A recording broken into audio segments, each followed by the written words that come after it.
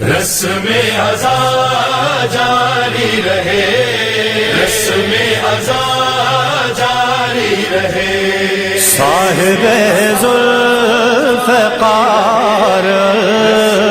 مدد حسین ابن علی کا تذکرہ ہے، ہائے کربلا والو، ہائے کربلا والو، ہو گیا مرنا ستم عباس کا، اے عزادار حسینی یہ چلن زندہ رہے، اے مادر حسین یا فاطمہ زہرا، سائے پنجتن پاک میں رہے یہ آزادار، فانوس بن کے جس کی حفاظت ہوا کرے، وہ شمع کیا بجھے جسے روشن خدا کرے، شمع سے شمع جلے سلسلہ جاری رہے، ہم رہے یا رہے یہ آزاداری رہے، شمع سے شمع جلے، اپنی نسلوں کو سکھاتے رہو ماتم کا ہنر، سینہ در سینہ کرے بس یہ عزاداری سفر، جیسے حالات بھی ہوں رسم یہ جاری رہے،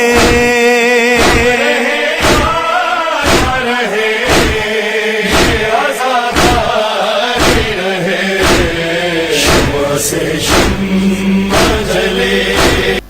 بسم اللہ الرحمن الرحیم، الحمد للہ الذی لیس کمثلہ شیء وہو السمیع البصیر، والذی خلق الانسان وعلمہ البیان وشرفہ علی سائر الحیوان بالنطق والبیان، والصلاة والسلام علی سید الانام سیدنا و نبینا و طبیب قلوبنا و شفیع ذنوبنا و مولانا ابی القاسم محمد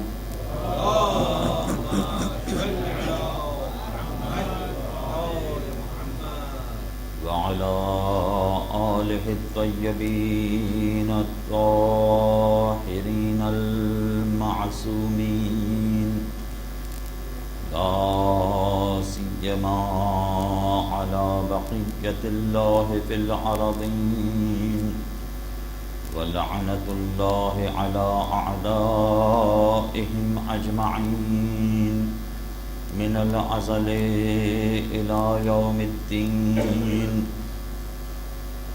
أما بعد فقد قال الله تبارك وتعالى في محكم كتابه الحكيم والفرقان المجيد، أفمن شرح الله صدره للإسلام فهو على نور من ربه، فويل للقاسية قلوبهم من ذكر الله، أولئك في ضلال مبين۔ صلوات پڑھیں۔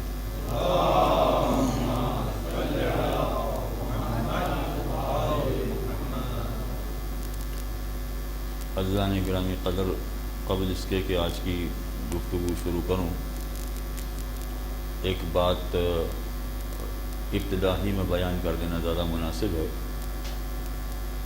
وہ افراد کے جو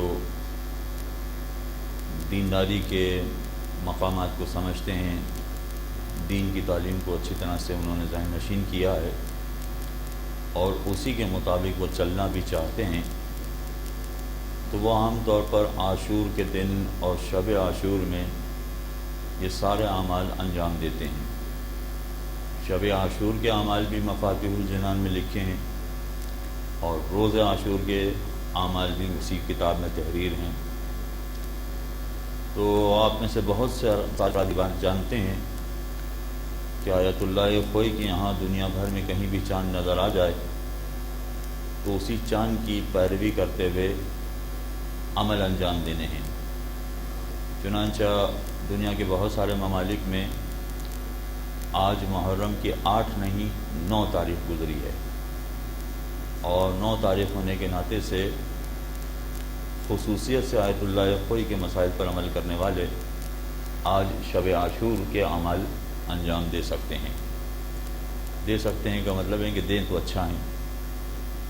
اور جب اس طرح کے مسائل کا تذکرہ کیا جاتا ہے تو ایک بات اور پیش نظر رکھنا چاہیے کہ اگر آغائے خوئی کے یہاں شب عاشور ہے تو اس کا ہرگز یہ مطلب نہیں ہے کہ آیت اللہ سیستانی کی تقلید کرنے والے یا دیگر مراجع کرام کی تقلید کرنے والے شب عاشور کے ان اعمال کو انجام نہیں دے سکتے۔ نہیں، ایسا ہرگز نہیں۔ وجہ اس کی یہ ہے کہ مفاتیح الجنان میں جتنے بھی اعمال لکھے گئے ہیں وہ سارے اعمال رجائے مطلوبیت کی نیت سے انجام دیے جاتے ہیں۔ چنانچہ رجائے مطلوبیت کی نیت سے اگر انجام دیے جائیں گے تو چاہے ان کے مرجع کے نزدیک آج شب عاشور ثابت نہ بھی ہو، مگر ایک امکان تو موجود ہوتا ہے کہ مرجع کے فتاویٰ جو بیان کیے جاتے ہیں ہمارے یہاں یہ طے شدہ بات ہے، یہ یقینی بات ہے کہ مرجع جو فتویٰ دیتا ہے وہ یہ کہہ کر فتویٰ دے رہا ہوتا ہے کہ یہ میری ریسرچ ہے، یہ میری تحقیق ہے، اور میری ریسرچ اور میری تحقیق ہونے کے ناطے سے میں غلطی پر بھی ہو سکتا ہوں، مجھ سے بھی مسٹیک ہو سکتی ہے۔ چنانچہ ہم دیکھتے ہیں کہ مراجع کرام اپنا فتویٰ تبدیل بھی کر لیتے ہیں۔ کسی چیز کو پہلے واجب کہا تھا پھر مستحب کہنے لگ جاتے ہیں، کسی کو مستحب کہا تھا پھر وہ واجب کہنے لگ جاتے ہیں۔ تو ہمارے یہاں یہ طے شدہ بات ہے کہ مرجع مسٹیک کر سکتا ہے، اور جب مرجع مسٹیک کر سکتا ہے تو اس کا مطلب یہ ہوا کہ اس اعتبار سے اگر مراجع کرام میں مستحبات یا مکروہات کے حوالے سے اگر اختلاف پایا جاتا ہے تو آپ کسی بھی مرجع کے فتوے پر عمل کرنے والے ہوں مگر دوسرے مجتہد کے مستحبات کو آپ انجام دے سکتے ہیں، ان کے مکروہات کو آپ نظر انداز کر سکتے ہیں۔ وہی نیت ہونا چاہیے جو میں اکثر کہا بھی کرتا ہوں، رجائے مطلوبیت۔ تو آغائے سیستانی والے بھی آج اگر شب عاشور کے اعمال انجام دینا چاہیں تو کوئی قباحت نہیں، ضرور دیں انشاءاللہ۔ ویسے بھی اب چھٹیاں پڑ گئی ہیں تو جہاں دوسری عبادتیں انجام دے رہے ہیں اس عبادت کو انجام دینا بھی ایک بہت فضیلت کا کام ہے، اور یہی معاملہ عاشور کے دن کا ہے۔ آغائے خوئی والے تو کل عاشور سمجھیں گے، اور عاشور سمجھیں گے کا مطلب ہے کہ عاشور کے مطابق عمل انجام دیں گے، جس کا نتیجہ نکلے گا کہ ان کے یہاں پرسوں فاقہ رکھنے کے بجائے کل کے دن فاقہ رکھنا زیادہ بہتر ہے۔ وہ کل فاقہ رکھیں، پرسوں نہ رکھیں۔ اگر نہ رکھیں، دو دن فاقہ کرنے کی، فاقہ رکھنے کی ہمت نہیں ہے تو کل کا دن ان کے لیے زیادہ اہم ہے کہ کل کے دن فاقہ رکھیں، اور پرسوں کے دن ہمت ہے تو رکھیں، نہ ہمت ہو نہ۔ اور یہی مسئلہ آغاز سیستانی والوں کا، اگرچہ کل ان کے نزدیک عاشور نہیں ہے مگر اس کے باوجود اگر وہ فاقہ رکھ لیتے ہیں تو کوئی قباحت نہیں، رجائے مطلوبیت کی نیت سے رکھ لیا جائے۔ یہ چند بنیادی چیزیں فقط میں نے یاد دہانی کے طور پر آپ کے سامنے بیان کی ہے، ورنہ یہ ایسے مسائل ہیں کہ جو رمضان کے مہینے میں بڑی تفصیل کے ساتھ آپ لوگوں کے درمیان اکثر میں بیان کرتا رہتا ہوں۔ اب زیادہ تفصیل میں جانے کی گنجائش اس لیے نہیں ہے کہ عام طور پر یہ سارے اعمال مفاتیح الجنان نام کی کتاب کھول کر انجام دیے جاتے ہیں، تو جب جیسے ہی آپ کھولیں گے اور بہت ساری تفصیل آپ کو اس میں مل جائے گی، لہذا ان تفصیلات میں جانے کی ضرورت نہیں ہے۔ صلوات پڑھیں محمد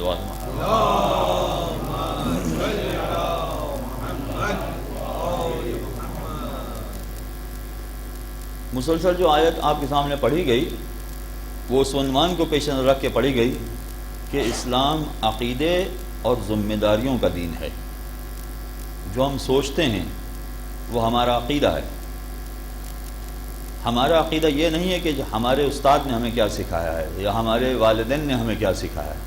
اصل عقیدہ ہمارا یہ ہے کہ ہمارے ذہن میں اس پرٹیکولر معاملے میں کیا خیال آتا ہے, اللہ کے بارے میں ہمارے ذہن میں کیا خیال اور کیا تصور آتا ہے, یہ ہمارا عقیدہ ہے. رسول کے بارے میں اور امامت کے بارے میں کیا پرٹیکولر آئیڈیاز ہمارے ذہن میں آتے ہیں.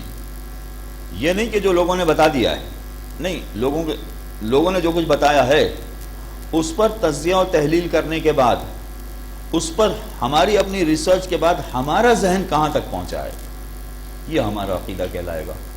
اور اس کے مطابق پھر ہم عمل انجام دیں گے. اور اسی لیے آپ دیکھیں گے کہ بہت سارے لوگوں کو دین کی باتیں سمجھ میں نہیں آتی ہیں, اسی لیے وہ عبادتیں انجام دینے میں سستی برت رہے ہوتے ہیں, کاہلی برت رہے ہوتے ہیں. اچھا, کچھ لوگ تو جانتے بوجھتے یہ کام کر رہے ہوتے ہیں, یعنی سب کچھ سمجھ میں آ گیا ہے, اس کے باوجود وہ دین کی طرف راغب نہیں ہے.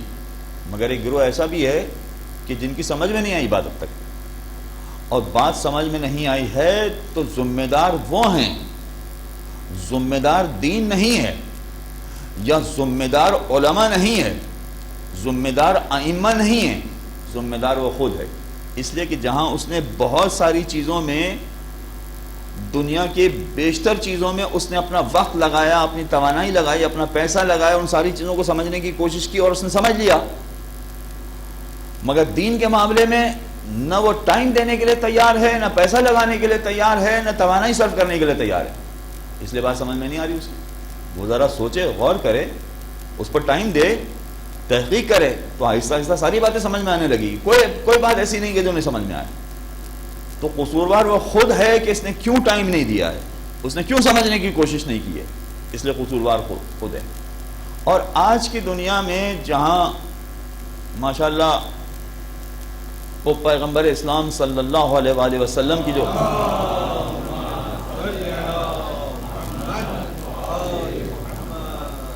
قیامت کے میدان میں 3 چیزیں شکایت کریں گی, ایک عالم, ایک مسجد, ایک قرآن. اکثر حدیث آپ کی سنی بھی ہے. عالم یہ شکایت کرے گا کہ مجھ سے لوگ مسئلہ پوچھنے کے لیے نہیں آئے. تو آج کی دنیا میں تو مسئلہ پوچھنے کا سوال اتنا آسان ہو گیا ہے کہ ہر شخص کی جیب میں گویا دنیا کے مسائل سمجھنے کا آلہ موجود ہے. وہ خالی اس اپلیکیشن کو دبائے اور سمجھ میں آ جائے گا اس کا کہ کیا اس سلسلے میں کیا مسئلہ ہے. یعنی اب کسی بہت زیادہ دور جانے کی ضرورت نہیں ہے. مجھے مسئلہ پوچھنے کے لیے مسجد میں بھی عالم دین کے پاس جانے کی ضرورت نہیں ہے, امام بارگاہ یا مدرسے میں بھی کسی عالم دین کے پاس جانے کی ضرورت نہیں ہے. اگر کوئی مسئلہ ایسا ہے کہ جو میری سمجھ میں نہیں آ رہا ہے, میں وہیں بیٹھے بیٹھے اپنے موبائل پر آیت اللہ سیستانی, آیت اللہ خامنائی کی ویب سائٹ کھولوں اور اس مسئلے کو سرچ کروں تو 2 منٹ میں وہ مسئلہ مل جائے گا. کوئی پریشانی نہیں, کوئی پرابلم نہیں ہے. آج کی دنیا میں کوئی یہ نہیں کہہ سکتا کہ مجھے نہیں پتا, وہاں کھڑے کھڑے ساری چیزوں سے پتہ چل جائے. چنانچہ اگر وہ نہیں سمجھ رہا ہے تو قصوروار خود ہے, وہ کیوں نہیں معلوم کر رہا ہے, کیوں نہیں سیکھ رہا. اب جس دنیا میں ہم زندگی بسر کر رہے ہیں, جو ہم سوچتے ہیں یہ ہمارا عقیدہ ہے, اللہ کے بارے میں, رسول کے بارے میں, ائمہ کے بارے میں. یہی مسئلہ قیامت کے بارے میں بھی ہے. قیامت کے بارے میں جو ہم سوچتے ہیں یہی ہمارا عقیدہ ہے. جو اہل مغرب کی رپورٹ ہے اس کے مطابق اس وقت دنیا کی آبادی 7.5 ارب کی ہے. 7.5 بلین انسان اس پلانٹ پر زندگی بسر کر رہے ہیں اس وقت. مگر یہ 7.5 بلین افراد میں سے قریب 1 بلین افراد فقط ایسے ہیں کہ جو قیامت کے عقیدے پر یقین رکھتے ہیں. یقین کا مطلب وہ ہے ان کے ذہن میں کہ قیامت آنے والی ہے. تو 6.5 بلین افراد تو ایسے ہیں کہ جو قیامت کو مانتے ہی نہیں ہیں, تسلیم ہی نہیں کرتے ہیں کہ وہ قیامت آنے والی ہے. ان کے ذہن میں یہ تصور ہی نہیں ہے. اور آپ ان کی زندگیوں کو دیکھ رہے ہیں تو بالکل ان کی زندگیاں بھی ایسے ہی گزر رہی ہیں جس میں قیامت کا کوئی کانسیپٹ ہی نہیں ہے ان کے دل میں. اگر ان کے ذہن میں قیامت کا کوئی کانسیپٹ کہیں سے, اگر وہ دیندار بن گئے ہیں اور ان کے ذہن میں کوئی کانسیپٹ ڈال بھی دیا گیا ہے تو بڑا ہی خوبصورت اور بڑا ہی خوشبودار قسم کا کانسیپٹ ہے. وہ کانسیپٹ کیا ہے کہ فلاں ہماری جگہ صلیب پر چڑھ گئے, تختہ دار پر چڑھ گئے, لہذا ساری مصیبتیں انہوں نے برداشت کر لی, اب ہمیں کوئی مصیبت برداشت نہیں کرنی, ہم تو جنت ہی جنت میں رہیں گے اور کچھ نہیں ہوگا. یہ اتنا بگڑا ہوا کانسیپٹ ان کے ذہن میں ہے. تو اب کیا بات ہوئی, فقط 1 بلین افراد ایسے ہیں کہ جن کے ذہنوں میں قیامت کا کوئی کانسیپٹ ہے کہ ہمیں خدا کی بارگاہ میں حاضر ہونا ہے, اور خدا کی بارگاہ میں حاضر ہونے کے بعد یہاں کے جو طریقہ کار تھے اس کے مطابق ہمیں جواب دینا ہے کہ ہم نے زندگی کیسے بسر کی ہے. اور یہ کانسیپٹ سب سے زیادہ مشکل کانسیپٹ ہے. جو میں بات آپ کے سامنے کر رہا ہوں, یہ 7.5 بلین افراد میں سے 1 بلین کے ذہن میں قیامت کا کانسیپٹ ہے, مگر اس سے زیادہ لوگوں کے ذہنوں میں اللہ کا کانسیپٹ ہے. وہ اللہ کو مانتے ہیں, یہ الگ بات ہے کہ اللہ کے دین کو تسلیم نہ کریں یا اس پر عمل نہ کریں, مگر بہت سارے عیسائی ہیں اللہ کو مانتے ہیں, یہودی ہیں اللہ کو مانتے ہیں, اور بھی مذاہب کے لوگ ہیں جو اللہ کو مانتے ہیں. تو اللہ کو ماننے والوں کی تعداد زیادہ ہے, رسول کو ماننے والوں کی بھی تعداد زیادہ ہے, چاہے وہ ہمارے رسول کو نہ مانتے ہوں, اپنے رسول کو مانتے ہیں, وہ جناب عیسیٰ کو مانتے ہیں, جناب موسیٰ کو مانتے ہیں.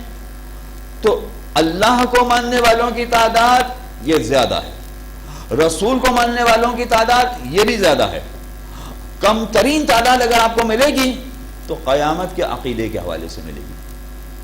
قیامت کے عقیدے پر لوگوں کو بھروسہ نہیں, اور یہ کوئی آج کی بات نہیں ہے, یہ تو وہ چیز ہے کہ جس کو قرآن نے بلکہ سورہ یاسین نے پیش بھی کر دیا. قل من یحیی العظام وہی رمیم. پورا واقعہ آپ کے ذہن میں ہوگا کہ جب چل کے آیا تھا ولید اللہ کے رسول کی بارگاہ میں, اور اس نے اس ہڈی کو رسول کے سامنے مسل کے چورا چورا کر دیا تھا, اور پھر جو سوال کیا تھا, دیکھیے پروردگار کو سوال کیسا امپورٹنٹ سوال معلوم ہوا کہ قیامت تک اس کے سوال کو قرآن میں شامل کر کے محفوظ کر دیا. قیامت تک کے لیے وہ سوال محفوظ ہو گیا, اتنا امپورٹنٹ سوال تھا. اس لیے کہ انسانوں کے ذہن میں جو اہم ترین سوال آ سکتا ہے وہ یہی ہے کہ خدا کی بارگاہ میں حاضر ہونا ہے کہ نہیں ہونا ہے. چنانچہ اتنا امپورٹنٹ سوال تھا, قیامت تک کے لیے پروردگار نے اس کے سوال کو محفوظ کر دیا. قل من یحیی العظام وہی رمیم. یہ جو رمیم بورا چورا چورا ہو چکی ہے, اس کو کون زندہ کرے گا؟ اور یہی کانسیپٹ آج بھی انسانوں کے ذہنوں میں. اگر مسلمان کو دفن کیا جاتا ہے اور مسلمان کسی بھی مرتبے اور مقام کا ہو, کسی بھی مکتب فکر سے تعلق رکھنے والا ہو, اگر مسلمان کو دفن کیا جاتا ہے تو وہ چاہے انتہائی متقی پرہیزگار قسم کا بھی مسلمان ہو. دیکھیے چند واقعات کو میں پیش نظر نہیں رکھ رہا. چند واقعات میں کیا ہے کہ جب قبر کھودی گئی تو اس کا لاشا بالکل ویسا کا ویسا ملا جیسے 1000 سال پہلے دفن کیا گیا. یہ چند واقعات ہیں. جناب حور کے بارے میں اس طرح کا واقعہ ملا, اور بھی چند علماء ہیں ان کے بارے میں اس طرح کا واقعہ ملا ہے, مگر یہ چند واقعات ہیں. اور یاد رکھیے کہ دین چند چیزوں سے نہیں بنتا ہے, یہ باقاعدہ ایک فارمولہ ہے, ایک اصول ہے.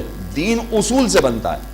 ایک باقاعدہ فارمولہ قائم کیا گیا ہے جو سارے انسانوں کے لیے یکساں اپلائی ہوتا ہے. ایسا نہیں کہ کسی کے لیے کچھ اور کسی کے لیے کچھ اور, سب کے لیے برابر اپلائی ہوتا ہے. تو عام طور پر طریقہ کار کیا ہے کہ چاہے متقی پرہیزگار انسان کو بھی جب وہ مر گیا اسے قبر میں دفن کر دیا. اب قبر میں دفن کرنے کے بعد اگر مسلمان کسی کافر سے یہ کہتے ہیں کہ بھئی دفن کرنے کے بعد قیامت کے میدان میں ہم اٹھائے جائیں گے, اللہ کی بارگاہ میں حاضر کیے جائیں گے, اور ہمیں اپنے تمام امور کا جواب دینا ہوگا, جو اعمال ہم نے انجام دیے اس کا جواب دینا ہوگا, تو اس کا کہنا یہی ہوگا, اس کے ذہن میں جو جواب آئے گا وہ یہی آئے گا کہ بھائی جب تمہارا کوئی متقی پرہیزگار انسان بھی مرتا ہے تو 10 سال میں قبر جو اس کا حشر کرتی ہے وہی ہمارے آدمی کا حشر کرتی ہے. 10 سال میں اس کی چند ہڈیاں رہ جاتی ہیں, اگر ہم نے کسی کو دفن کر دیا ہے تو اس کی بھی چند ہڈیاں رہ جاتی ہیں. کیا ثبوت ہے کہ ہمیں دوبارہ خدا کی بارگاہ میں پیش کیا جائے؟ کیا ثبوت ہے کہ ہم دوبارہ اللہ کے سامنے حاضر ہو کر اپنے اعمال کا جواب دیں گے؟ ہم یہ دیکھتے ہیں کہ کسی بھی انسان کو دفن کر دیا جائے جس کو آپ متقی ترین انسان بھی سمجھیں, تو 10 سال کے بعد قبر اس کا وہی حشر کرتی ہے جو ہمارے آدمی کا حشر کرتی ہے. تو پھر کیا بات رہے گی؟ کیسے پتہ چلے گا؟ یہ ہے انسانوں کے ذہنوں میں شروع سے یہ سوال ہے, اور یہی وہ اتنا امپورٹنٹ سوال ہے کہ اگر قیامت کا عقیدہ اور قیامت کا یقین انسان کے ذہن میں جتنا زیادہ بڑھتا چلا جائے گا، اس کی دنیاوی زندگی میں اسی اعتبار سے تبدیلی آتی جائے گی، اسی اعتبار سے تبدیلی آئے گی۔ اللہ کو ماننے کے اعتبار سے ہو سکتا ہے تبدیلی نہ آئے، رسول کی رسالت کو تسلیم کرنے کے حوالے سے ہو سکتا ہے کوئی تبدیلی نہ آئے، مگر اگر اس کو یہ پتا چل جائے کہ ہاں واقعی خدا کی بارگاہ میں حاضر ہونا ہے، مجھے خدا کو جواب دینا ہے، تو یہی وہ عقیدہ ہے کہ جو انسان کی زندگی میں تبدیلی پیدا کرے گا، آپ کو نماز کی طرف لے کر آئے گا، آپ کو تسبیح اور قرآن کی طرف لے کر آئے گا، آپ کو عبادات کی طرف لے کر آئے گا۔ یہی وہ عقیدہ ہے جو تمام چیزوں سے ہٹا کر انسان کو راہ راست پر لے کر آتا ہے، اگر قیامت کا عقیدہ راسخ ہو جائے۔ اب قیامت کے عقیدے میں ایک بہت بڑا پرابلم یہ ہے، میں نے گزارش کی کہ 1 بلین افراد تقریباً ہوں گے کہ جن کو قیامت کے بارے میں کانسیپٹ ہے، ذہن میں خیال ہے کہ ہمیں خدا کی بارگاہ میں حاضر ہونا ہے، مگر یہ 1 بلین افراد کا عقیدہ بھی قیامت کے بارے میں بالکل یکساں نہیں ہے۔ یعنی جو قیامت کے بارے میں میں سوچتا ہوں، ضروری نہیں کہ یہ بھی وہی سوچتے ہوں، وہ بھی وہی سوچتے ہوں، تیسرا فریق بھی یہی سوچتا ہو۔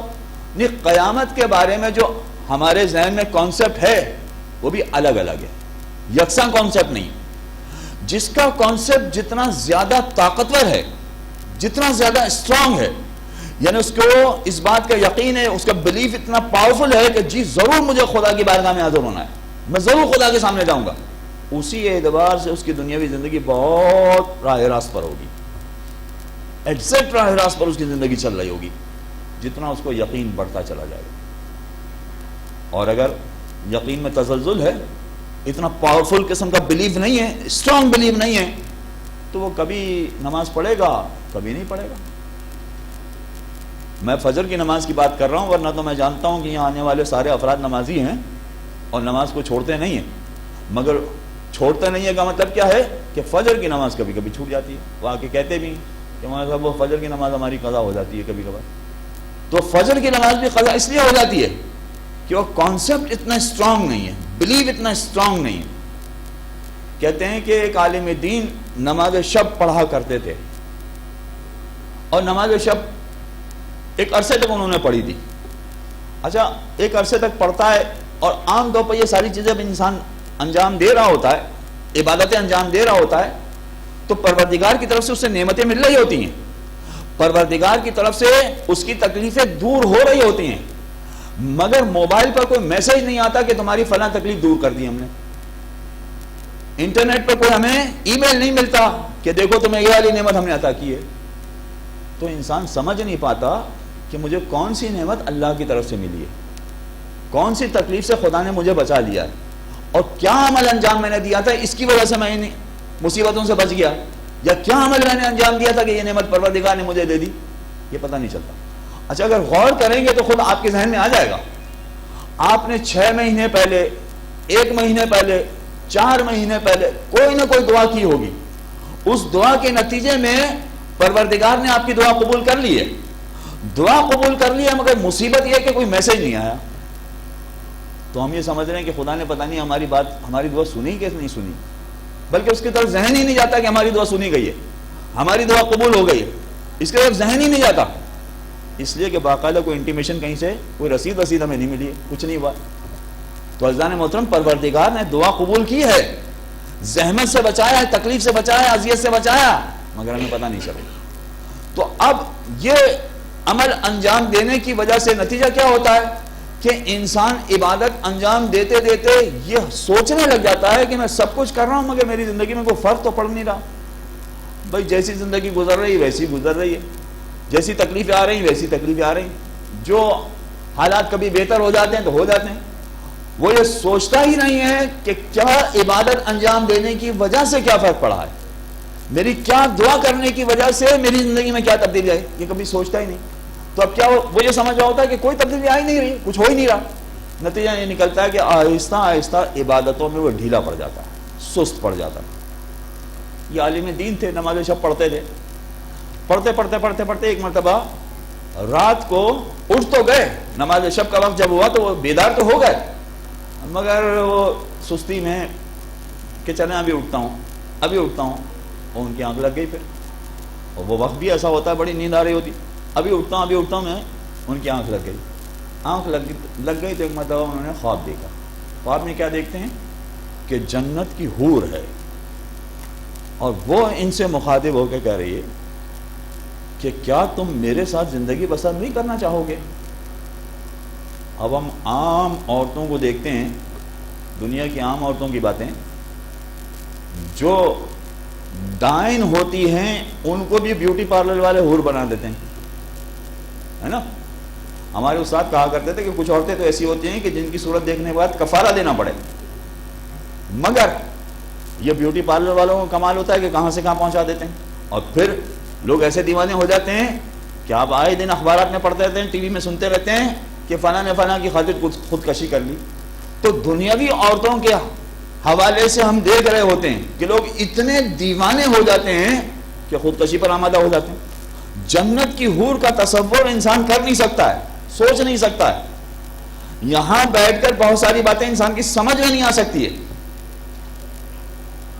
نہ جہنم کے عذاب کے بارے میں انسان کا ذہن کام کر سکتا ہے, نہ جنت کی نعمتوں کے بارے میں انسان کا ذہن کام کر سکتا, کوئی تصور نہیں کر سکا.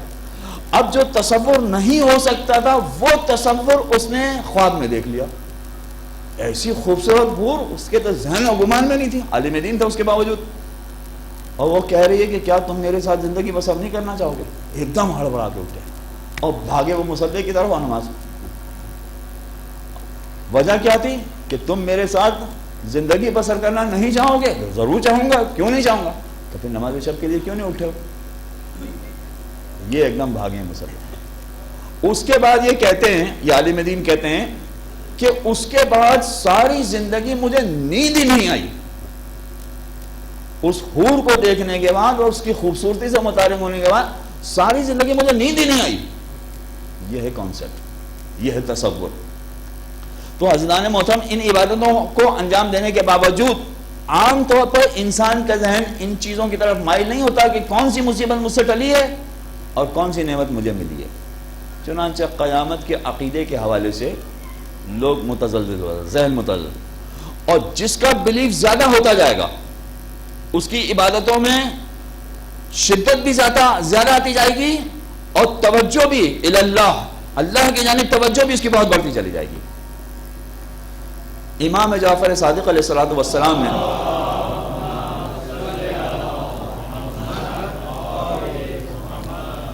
ایک نسخہ بتایا ہے, ایک طریقہ بتایا ہے کہ کیا چیز ہے کہ جس کے ذریعے سے قیامت کا بلیف بڑھتا چلا جاتا ہے, اور کیا چیز ہے کہ جس کی وجہ سے قیامت کا یقین کم ہوتا چلا جاتا ہے. امام ارشاد فرماتے ہیں, اچھا یہ چیز آپ اپنے تجربات میں بھی محسوس کریں گے. یعنی اگر یہ حدیث میں آپ کے سامنے نہ بھی پڑھتا تو آپ لوگوں میں سے جو افراد زیادہ عبادتیں انجام دیتے ہیں اور توجہ کے ساتھ عبادت انجام دیتے ہیں وہ خود محسوس کریں گے کہ ارے یہ تو وہی بات ہے جو میری زندگی میں گزر چکی ہے, جو امام کہہ رہے ہیں. امام کیا کہہ رہے ہیں؟ الذی یثبتہ فیہ الورع, وہ چیز کہ جس کی وجہ سے انسان کے ایمان کو تقویت ملتی ہے, ثبوت ملتا ہے. الذی یثبتہ, ثبوت جس سے ملتا ہے وہ کیا چیز ہے؟ ورع. انسان جتنی عبادت انجام دیتا جائے گا اور جتنا غور کرتا جائے گا اتنا ہی اس کا قیامت پر بلیف بڑھتا چلا جائے گا. یہ دنیا غور کی دنیا ہے. عقل و شعور پروردگار نے آپ کو عطا کیا ہے, پروردگار نے فکر آپ کو عطا کی ہے. آپ جتنا سوچیں گے, جتنا غور کریں گے اور جتنا ان مراحل کو آگے بذات خود آپ لے جائیں گے تو شروع میں کیا ہوگا؟ شروع میں یہ ہوگا کہ آپ کے ذہن میں ایک سوال ہے, آپ نے کوشش کی, فکر کی, اس کا آپ کو جواب مل گیا, مگر ایک چیز کا جواب ملا, دو سوال اور کھڑے ہو گئے. اب اس کی تحقیق میں پڑھیں آپ. جب ان دو سوالوں کو آپ دیکھیں گے, اس کی تحقیق میں پڑھیں گے, جب وہ دو سوال ختم ہوں گے اور اس کا جواب آپ کو مل جائے گا, ایک ایسا سرور آپ کو ملے گا جیسے کسی کمپنی نے یا کمپنی کے باس نے ایک دم کلرک کو مینیجر بنا دیا, اور کیسے سرور میں ہو جاتا ہے, کتنا خوش ہو جاتا ہے. اس سے کہیں گنا زیادہ سرور ملے گا جب آپ کو فکر اس منزل تک پہنچا دے گی کہ ہاں واقعی قیامت آنے والی ہے، یا واقعی پروردگار نے یہ ساری چیزیں بلا وجہ تخلیق نہیں کی. آپ سرور کی کیفیتیں طے کرتے چلے جائیں گے، اور سرور کی کیفیتیں ایسی کہ جو روحانی اور معنوی ہے، مادی نہیں ہے. اور یاد رکھیے کہ مادی سکون یا مادی سرور بہت عارضی ہوتا ہے، بہت مختصر ٹائم کے لیے ہوتا ہے، جبکہ روحانی سرور، مانوی سرور یہ لمبے عرصے کے لیے ہوتا ہے. یہ جتنا آپ سوچتے چلے جائیں گے یہ ترقی ہوتی چلے گی. اور اس میں دعائیں اور عبادات اتنا زیادہ سپورٹ کریں گی کہ پھر آپ کی توجہ آہستہ آہستہ اتنی زیادہ ہو جائے گی کہ اگر آپ کو کوئی دیکھے گا تو یا تو معاذ اللہ یہ کہے گا کہ یہ آدمی پاگل ہے. اور یہ تمغہ ہے، تم سمجھ لیجیے کہ یہ اعزاز ہے. نشان حیدر اس کے مقابلے میں کوئی اعزاز نہیں ہے. یہ تمغہ ہے جو بڑے بڑے انبیاء کو دیا گیا ہے، پاگل، مجنون. اس لیے کہ ہمارے کچھ علماء ایسے بھی ہیں کہ نجف اشرف کا وہ پرانا دور کہ جہاں امیر المومنین علی ابن ابی طالب علیہ الصلوۃ والسلام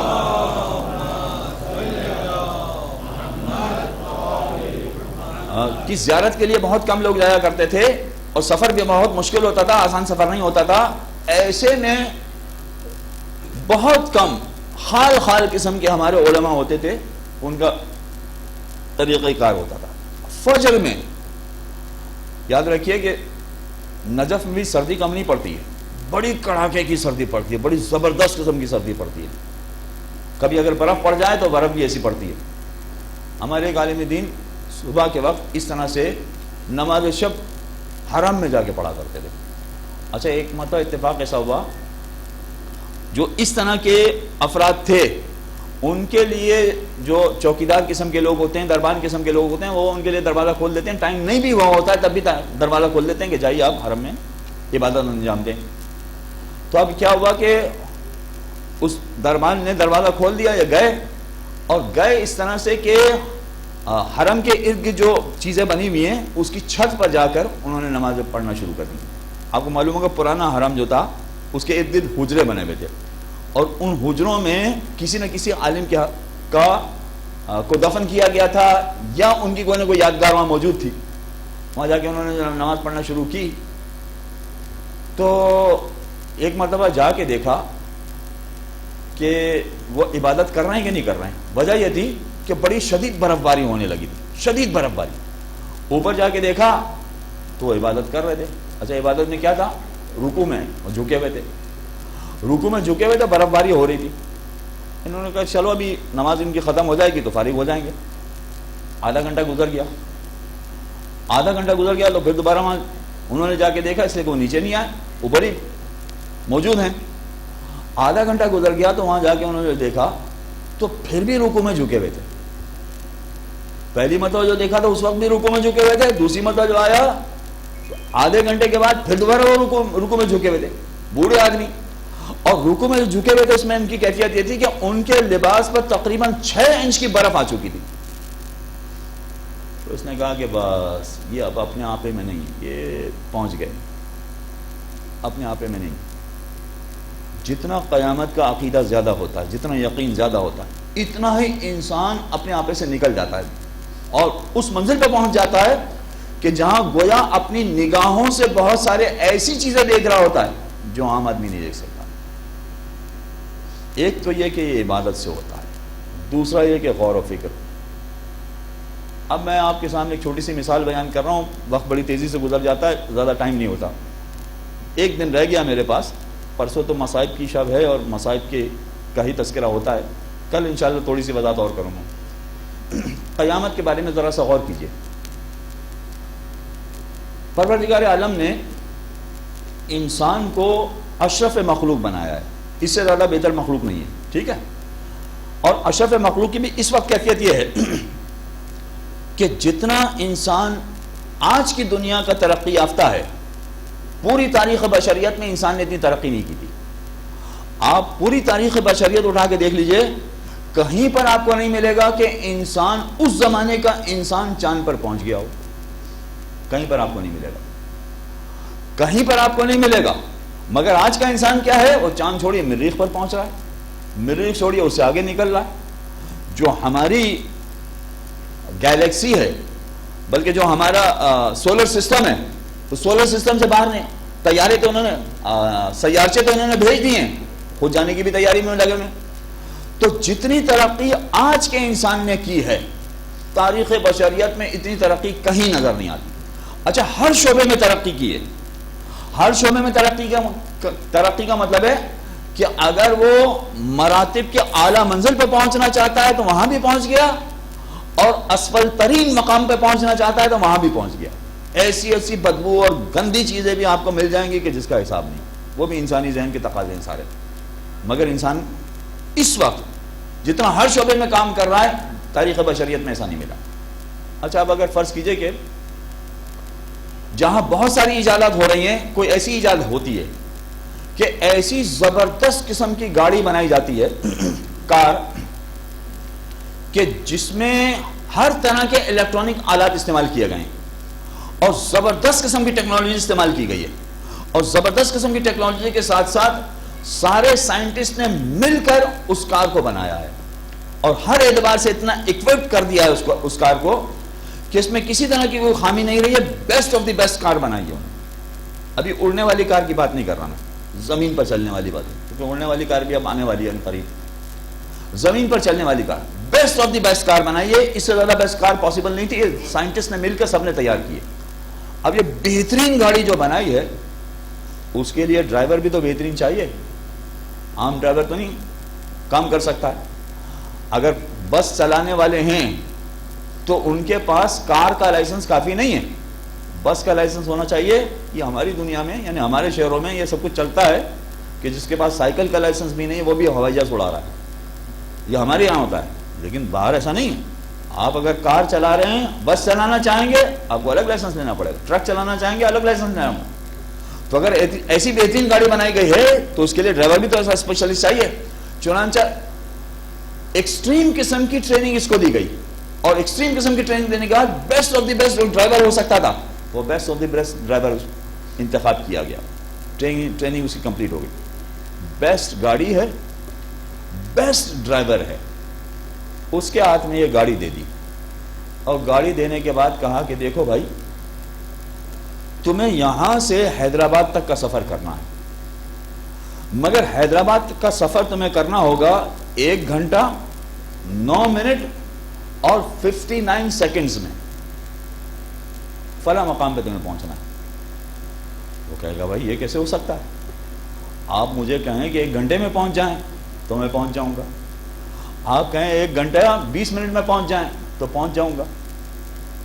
آپ کہیں کہ 50 منٹ میں پہنچ جائیں تو میں پہنچ جاؤں گا. مگر آپ جو یہ کنڈیشن لگا رہے ہیں کہ 1 گھنٹہ 9 منٹ اور 59 سیکنڈز اس میں پہنچے، یہ سیکنڈز بھی ہیں. وہ کہیں ہاؤ از اٹ پاسبل، یہ کیسے ہو سکتا ہے؟ اور آپ اس سے کہیں کہ بھئی کیسے نہیں ہو سکتا ہے؟ بیسٹ آف دی بیسٹ کار تم کو دی ہے، اور بیسٹ پاسبل ٹریننگ تم کو دی ہے، اور راستے میں ساری جتنی رکاوٹیں وہ ساری رکاوٹیں دور کر دی گئی ہیں. تو پھر تم کیوں نہیں پہنچ سکتے؟ وہ لاکھ کوشش کرے، وہ اس ٹائم کے اندر نہیں پہنچ پائے گا. امپاسبل بات ہے. اگر کبھی پہنچ بھی گیا تو وہ ایک ہی دفعہ اتفاق سے پہنچ پائے گا، پھر دوسری مرتبہ اگر پہنچنے کی کوشش کرے گا پھر نہیں پہنچ پائے گا. حالانکہ کیا ہے؟ Best possible car with best possible driver, سب کچھ اس کو دیا گیا ہے، مگر اس کے باوجود وہ نہیں پہنچ سکتا. آج کی اتنی جدید سائنٹیفک ٹیکنالوجی کے باوجود ہوگا یہ والا کام نہیں کر سکتا. آپ نے کبھی غور کیا کہ سورج مشرق سے نکلتا ہے اور مغرب پر غروب ہوتا ہے، کتنے سیکنڈوں کے حساب سے کریکٹ نظام اس کا چل رہا ہے، اور یہ ابھی سے نہیں چل رہا، کتنے اربوں سے سالوں سے چل رہا ہے. اور یہ نظام اتنا زبردست ہے کہ آئندہ کروڑ سال تک انسان مطمئن ہے کہ سورج اسی طرح سے گردش کرتا رہے گا. بیسٹ پاسبل مشین بھی اگر بنائی جائے تو پاسبل نہیں ہے، جبکہ سورج کی گردش ہم دیکھتے ہیں کہ سیکنڈوں کے بھی ملی سیکنڈ کے حساب سے، ایکیوریسی کے حساب سے یہ کائنات کا چکر لگا رہا ہے. اچھا میں جملہ غلط کہہ گیا، ہو سکتا ہے آپ میں سے کوئی اعتراض کر دے، زمین اس کے گرد گھوم رہی ہو، سورج نہیں گھوم رہا، زمین اس کے گرد. تو یہ کتنا زبردست نظام ہے کائنات کا. کہ فریکشن آف اے سیکنڈز کا حساب بھی اس میں اگر آپ کیلکولیٹ کرنا چاہیں تو کیلکولیٹ کر سکتے ہیں. اتنا پراپر نظام ہے وہ پروردگار جو اتنا پراپر نظام بنانے والا ہے. یہ تو میں نے ایک مثال پیش کی. اگر کائنات کی آپ دوسری چیزیں دیکھیں, ان لوگوں ہی کے بہت سارے پروگرام دیکھیں تو عقل حیران رہ جاتی ہے. نہ جانے توجہ ان کی خدا کی طرف کیوں نہیں جاتی ہے, خدا کی طرف توجہ لے ہی نہیں جانا چاہتے ہیں. جو کائنات میں سسٹم چل رہا ہے اس سسٹم کے مطابق بلیک ہولز نام کی ایک چیز یہ لوگ بتاتے ہیں. بلیک ہولز یعنی کائنات میں ایسی چیزیں ہیں کہ جب کوئی ستارہ ٹوٹتا ہے تو اس کے ٹوٹنے کا کیا پروسیجر ہوتا ہے, اور جب کوئی ستارہ بنتا ہے تو اس کے بننے کا کیا پروسیجر ہوتا ہے. وہ پورا پروسیجر آپ دیکھیے. کہتے ہیں ستارہ جب ٹوٹتا ہے تو اندر گردش ہوتی ہے, اور وہ گردش اتنی زیادہ ہوتی ہے, اتنی سپیڈ سے وہ گردش ہو رہی ہوتی ہے, اتنی سپیڈ سے کہ جو لائٹ کی سپیڈ ہے 300,000 کلومیٹر پر سیکنڈ, لائٹ کی جو سپیڈ ہے اس سے بھی زیادہ سپیڈ کے ساتھ وہ اندر گردش ہو رہی ہوتی ہے. اور بلیک ہول اس کو اسی لیے کہا جاتا ہے کہ جب لائٹ بھی اس کے اندر جاتی ہے تو لائٹ بھی غائب ہو جاتی, نظر نہیں آتی, اس لیے کہ لائٹ اس سپیڈ کا مقابلہ نہیں کر پاتی جس سپیڈ کے ساتھ اندر وہ گردش ہو رہی ہوتی. اس لیے اس کو بلیک ہول کہا جاتا ہے کہ کچھ نظر نہیں آتا. 400,000 کلومیٹر پر سیکنڈ کی رفتار سے وہاں اندر گردش ہو رہی ہوتی ہے, اور آہستہ آہستہ پھر وہ ستارہ ٹوٹ رہا ہوتا ہے. یہ جو نظام پروردگار کا ہے, جب کائنات میں ایسا نظام بنایا ہے تو کیا پروردگار نے سارا نظام بشمول ہمارے یہ فضول اور بیکار بنا دیا؟ اس کی کوئی وقت نہیں ہے, اس کی کوئی ویلیو نہیں ہے. اور اس کے بعد پروردگار خود 1,24,000 انبیاء بھیج کر یہ اعلان بھی کر رہا ہے کہ دیکھو یہ اتنی ساری نشانیاں, اتنی ساری علامتیں تمہارے لیے چھوڑ دی ہیں. اب جو ہمارا آنے والا نمائندہ کہہ رہا ہے اس کی بات پر یقین رکھو کہ جب اس دنیا سے اٹھائے جاؤ گے تو تمہارا حساب و کتاب ہوگا. منزل امتحان میں تمہیں آنا پڑے گا, اور جو کچھ تم نے کیا ہوگا ٹھیک اسی کے مطابق تمہیں اجر دیا جائے گا. ٹھیک اسی کے مطابق اجر دیا جائے گا کا مطلب کیا ہے کہ تمہارے ساتھ عدل تو یقیناً کیا جائے گا, عدالت تو یقیناً کی جائے گی, مگر اس عدالت کے ساتھ ساتھ تمہارے ساتھ لطف و کرم کیا جا سکتا ہے, ظلم نہیں کیا جا سکتا. ظلم نہیں ہوگا بالکل. ہاں لطف و کرم ہو سکتا ہے کہ کبھی نماز نہیں پڑھی تو پروردگار کے لطف سے معاف کر دیا جائے, یا ائمہ کی شفاعت کی وجہ سے معاف کر دیا جائے, مگر ظلم کا کوئی شائبہ نہیں. یہ جو ایک تصور, ایک کانسیپٹ ہے, یہ جتنا ڈیولپ ہوتا جاتا ہے اسی اعتبار سے. اچھا پھر وہ چھٹے امام کی حدیث میں نے آدھی پڑھی جاتی, والذی یثبتہ فیہ الورع. عقیدہ جس چیز سے, ایمان جس چیز سے مضبوط ہوتا ہے وہ کیا ہے؟ ورع. جتنا یقین بڑھتا جائے گا وہ یقین بڑھے گا عبادتوں سے. والذی یخرجہ منہ الطعام. اور جس چیز سے قیامت کا عقیدہ نکل جاتا ہے, بلکہ پورا ایمان نکل جاتا ہے, وہ کیا ہے؟ لالچ, مفاد. آج گنجائش نہیں ہے میرے پاس, مگر میں کل اس کی وضاحت کروں گا کہ اس کا مطلب کیا ہے. وہ چیز کہ جس کی وجہ سے سب سے زیادہ انسان گمراہ ہو سکتا ہے, وہ چیز کہ جس کی وجہ سے سب سے زیادہ انسان کے لیے قیامت کا عقیدہ ختم برباد ہو سکتا ہے, وہ ہے مفاد, دنیا پرستی. اور دنیا پرستی میں چند چیزیں بہت امپورٹنٹ ہیں. ویسے تو پوری دنیا کی بہت ساری چیزیں آپ کو محسوس ہوں گی, مگر چند چیزیں بہت امپورٹنٹ ہیں کہ جس کی وجہ سے قیامت کا عقیدہ سب سے زیادہ برباد ہو سکتا ہے. یزیدی فوج میں بہت سارے ایسے لوگ تھے, اللہ کو مانتے تھے, رسول کو مانتے تھے, رسول کو اپنی آنکھوں سے دیکھا تھا. اگر خود اپنی آنکھوں سے نہیں دیکھا تھا تو یہ اپنے باپ سے یا اپنے دادا سے پوچھتے تھے رسول کے بارے میں. چنانچہ یہ بعد میں تابع, جن کو اسلامی تاریخ نے تابعین میں شمار کیا ہے, تابعین میں شمار کیا, اس کا مطلب ہے کہ انہوں نے اگر خود نہیں دیکھا تو اپنے باپ سے پوچھا کہ رسول کا زمانہ کیسا تھا, انہوں نے اپنے دادا یا نانا سے پوچھا کہ رسول کا زمانہ کیسا تھا. یہ یزیدی فوج میں شامل ہیں. مگر اس کے باوجود یزیدی فوج کا کمانڈر کیا کہتا ہے کمانڈر یہ کہتا ہے کہ لوگ یہ کہتے ہیں کہ قیامت برپا ہونے والی ہے، اگر ان کی بات سچی ہے تو میں رحمان سے توبہ کر لوں گا، توبہ طلب کر لوں گا، اور اگر ان کی بات سچی نہیں ہے اور ان کی بات جھوٹی ہے، اب یہ دیکھیں یہ خود ہی عقیدہ بتا رہا ہے کہ نہیں معلوم ہے کہ قیامت آنے والی ہے کہ نہیں، اگر ان کی بات سچی نہیں ہے، اگر یہ جھوٹ بول رہے ہیں تو پھر تو میں عیش ہی عیش میں رہا، دنیا میری عیش ہی عیش میں گزر گئی۔ یہی وہ چیز ہے کہ جو سب سے زیادہ انسان کے قیامت کے عقیدے کو برباد کر دیتی ہے، اور پھر انسان انسانیت سے اتنا گر جاتا ہے کہ وہ تصور نہیں کر سکتا ہے، پھر ان کو چھوٹے چھوٹے بچوں پر بھی رحم نہیں آتا ہے، اور چھوٹے چھوٹے بچوں پر رحم نہیں آتا۔ آج آپ کو شاید ہی دنیا میں کوئی قبیلہ، کوئی خاندان، کوئی گروہ، کوئی قوم ایسی ملے کہ جن کے سامنے بچے فقط پانی کی وجہ سے تڑپ رہے ہوں اور وہ پانی نہ دیں۔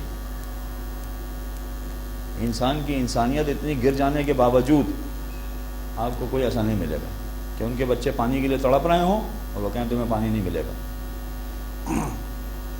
آپ نے اکثر اخبار میں سنا ہوگا، اخبار میں پڑھا ہوگا، ٹی وی میں بھی دیکھا ہوگا کہ ہمارے یہاں گینگ وار بہت ہو رہی ہے، اور گینگ وار میں کیا ہو رہا ہے، ایک کے مقابلے میں دوسرا فریق ہے، اور وہ دوسرا فریق چاہے کوئی بھی ہے۔ ہمارے یہاں تو مختلف قسم کے گینگ وارز چل رہی ہیں اس وقت، مگر مختلف قسم کی گینگ وارز بھی جب چل رہی ہوتی ہیں تو اس میں کیا ہوتا ہے، آپ خود یہ منظر دیکھتے ہیں کہ جب امداد دینے والی کوئی ایمبولینس وہاں پہنچتی ہے، وہ چاہے کسی بھی ادارے کی ہو، امداد دینے والی ایمبولینس وہاں پہنچتی ہے تو دونوں طرف سے فائرنگ رک جاتی ہے، نہ یہاں سے فائرنگ کرتا ہے، مثلا ایدی کی ایمبولینس پہنچی، بھائی ایدی کی ایمبولینس وہاں دیکھی انہوں نے، تو نہ یہاں کے فائر کر رہے ہوتے ہیں، یہ بھی وار لارڈز ہیں، نہ یہاں کے فائر کر رہے ہوتے ہیں، یہ بھی وار لارڈز ہیں، مگر فائر نہیں کر رہے ہوتے کہ بھائی اب یہ ہے زخمیوں کو لے جانے کے لیے آئے ہیں، لے جانے دو ان کو۔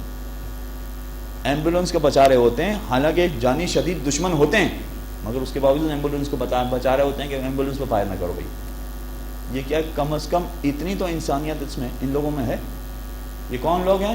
یہ وحشی لوگ ہیں، درندے ہیں، مگر اتنی انسانیت ان لوگوں میں موجود ہے کہ اگر ایسی گاڑی آئی ہے تو بھی فائرنگ روک، نہ جانے وہ کیسے وحشی تھے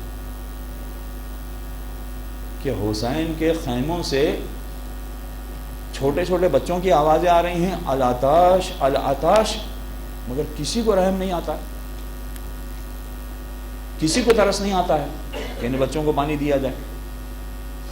اچھا، پانی لانے کی بہت مرتبہ کوشش کی، شروع میں تھوڑی کامیابی بھی ہوئی، مگر بعد میں بڑے نقصان ہونے لگے، زیادہ پانی ہر طرح سے بند کر دیا گیا۔ تو اب صورتحال ایسی ہے کہ عاشور کے دن جب ایک ایک شہید نے اپنی شہادت پیش کر دی، اور شہیدوں میں ایک طرح سے کوئی بھی باقی ہی نہیں بچا، سارے شہید ہو گئے ایک طرح سے، تو اب جناب عباس آقا حسین کے پاس آتے ہیں کہ آقا اب مجھے اجازت دیجیے۔ وہ مشہور و معروف جملہ ہے جو آپ نے اکثر سنا ہے کہ آقا نے عباس سے مخاطب ہو کے کہا کہ بھائی عباس، تم تو میرے لشکر کے علمدار ہو، تمہیں کیسے اجازت دے دوں؟ بس اب عباس کی کیفیت دیکھیے کیا ہے، ایک مرتبہ دائیں دیکھتے ہیں، ایک مرتبہ بائیں دیکھتے ہیں، آقا وہ لشکر ہی کہاں رہا جس کا میں علمدار تھا۔ مالیوس سبتین کی روایت یہ ہے کہ ابھی آقا کی اور جناب عباس کی یہ گفتگو چل رہی تھی کہ ایک مرتبہ بی بی سکینہ مشکیزہ لے کر آ گئی اور اپنے چچا سے مخاطب ہو کے کہتی ہیں کہ چچا عباس، کیا آپ کو میری پیاس پہ ترس نہیں آتا ہے؟ آپ کو ترس نہیں آتا کہ میرا کوزہ خالی ہے، میں پیاسی ہوں؟ بس عباس کو ایک اور سفارشی مل گیا، سفارش کرنے والا۔ تو اب یہ سننے کے بعد آقا نے جناب عباس سے کہا کہ اچھا بھائی، اگر جانا چاہتے ہو تو جاؤ، مگر پانی کی کوئی سبیل کرو۔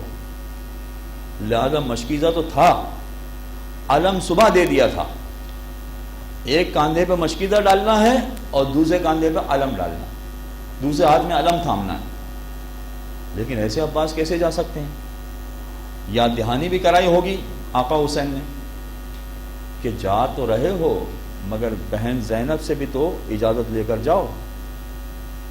لہذا اب آقا عباس زینب سے ملنے کے لیے آتے ہیں.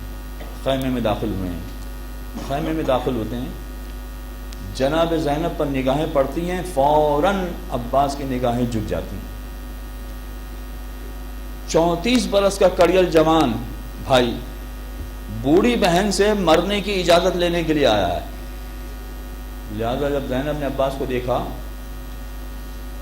کہ میں سمجھ گئی ہوں, مرنے کی اجازت لینے آئے ہو نا عباس, جانا چاہتے ہو میدان میں, جاؤ, میں تمہیں نہیں روکوں گی, مگر جاتے جاتے بابا کی ایک حدیث سنتے جاؤ. وہ شیر شجاع جو شجاعت کے جوہر دکھانے کے لیے بے چین تھا, جب ثانیہ زہرا نے کہا کہ بابا کی حدیث سنتے جاؤ, ایک مطلب سر جھکا کے بہن کے قدموں میں بیٹھ گئے. اب ثانیہ زہرا نے وہ حدیث شروع کی کہ بھائی عباس, جب میں چھوٹی تھی بابا کے زانوں پر بیٹھی تھی کہ ایک مرتبہ میرے بازوؤں سے ردا ہٹ گئی تھی, تو بابا نے جھک کر میرے بازوؤں کے بوسے لے لیے تھے. میرے لیے نیا منظر تھا. میں نے ایک مرتبہ حیران ہو کر بابا سے پوچھا کہ بابا یہ آپ نے کیا کیا؟ تو بابا نے ٹالتے ہوئے یہ جواب دیا تھا کہ چھوڑو زینب, جانے دو.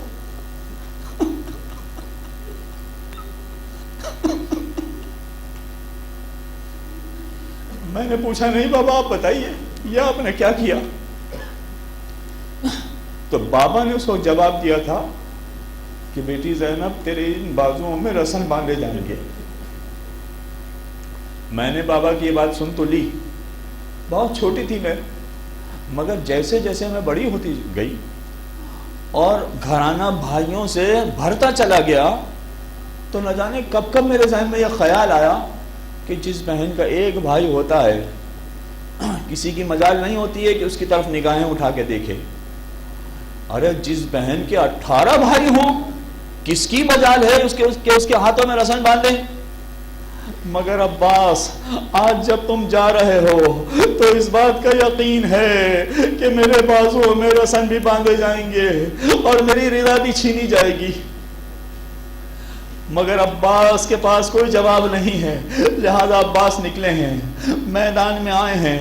میدان میں آئے مقصد فقط یہی تھا کہ بچوں کے لیے پانی حاصل کرنا ہے. لہذا سیدھا نہر فرات کی طرف گئے ہیں اور وہاں جا کے فوجوں پر حملہ کیا ہے. عزیزان محترم, آپ یہ جملہ بڑی آسانی سے سن لیتے ہیں کہ فوجوں پر حملہ کیا ہے, مگر آپ کو معلوم ہے کہ عباس کی کیفیت اس وقت کیا ہوئی تھی؟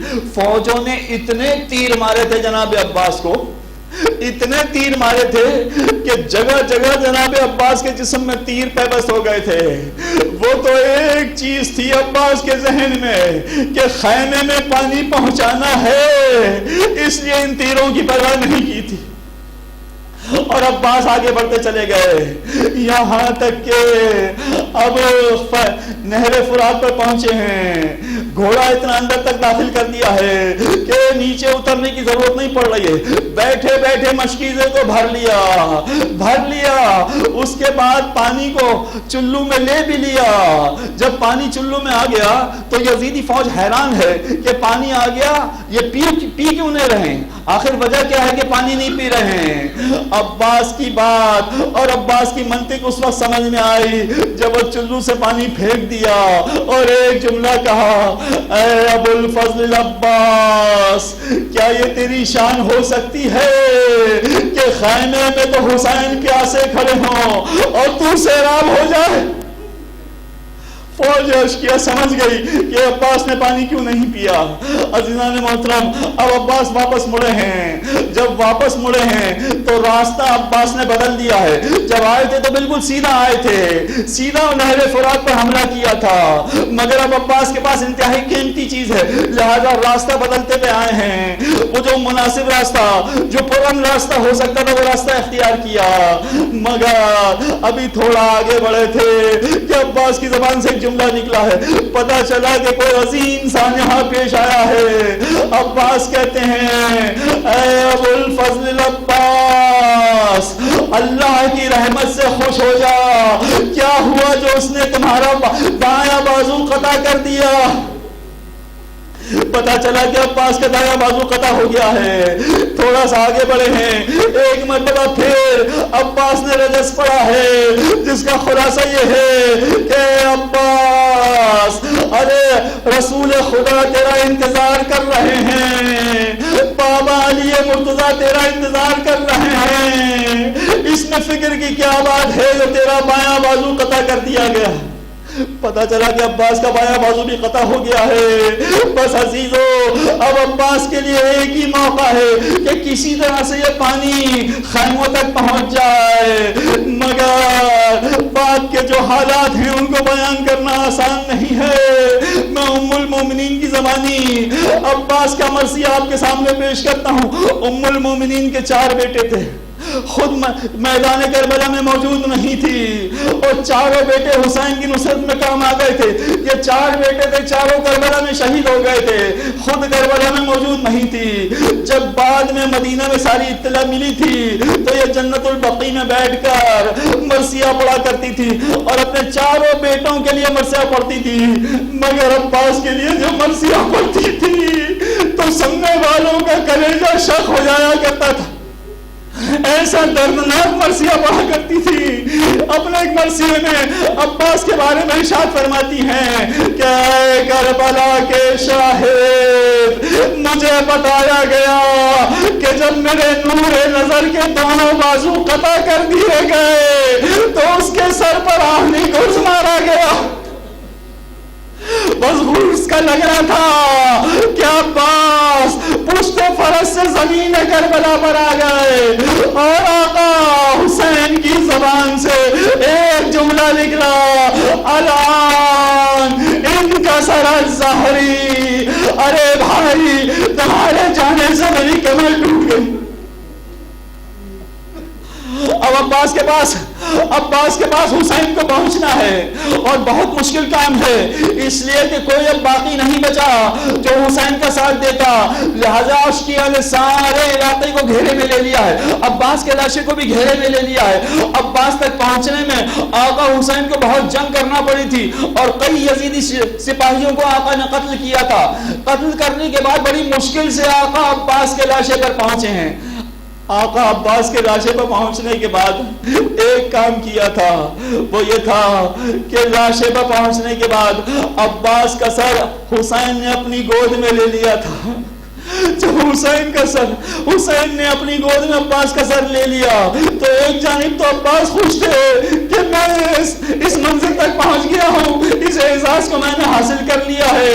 مگر اس کے بعد عباس ایک کام کر رہے تھے, وہ کیا کہ بار بار حسین کے زانو سے اپنا سر ہٹا کے زمین کربلا پر رکھ دیتے تھے.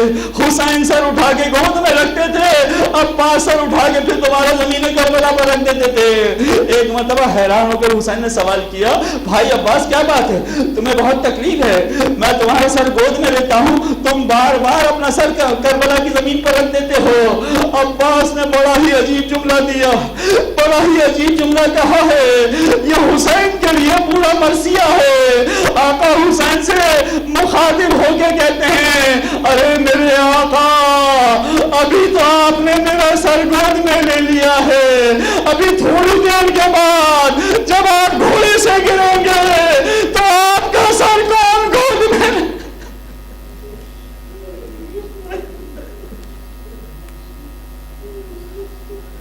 ماتم حسین